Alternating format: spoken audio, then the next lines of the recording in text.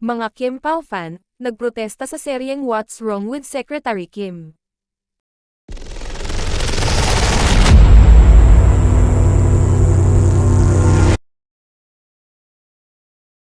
Nagprotesta ang mga fans ni Kim Cho dahil hindi raw sulit na panonood ng serye nitong What's Wrong with Secretary Kim sa Viu.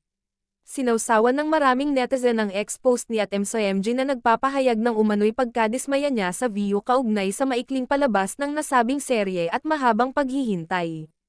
Aniya, wag naman sana ganon, pinagbayad nyo kami at pupuyatin nyo pa ng 3 days a week for a 20 minutes episodes each.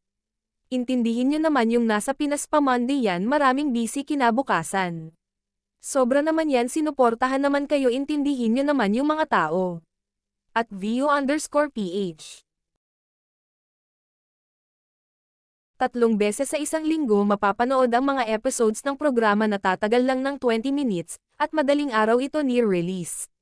Mismong si Kim ang nag-post ng update sa kanyang Instagram na hindi nagustuhan ng marami, at jmontemayor01, sa akin okay na sana kasi nag-premium na nga ako, eto nade-serve ko. At Eram-0102, tapos puyat ka pa. Di ko in-expect na 20 minutes lang pala per day.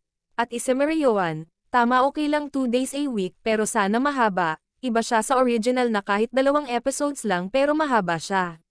Antok ako wala pang post ang Kim Pao para pakalmayin ang kanyang mga fans at linawin ang pagkasdismaya ng mga ito. Bukas din ang panig ng Viu sa reklamong ito ng mga fan.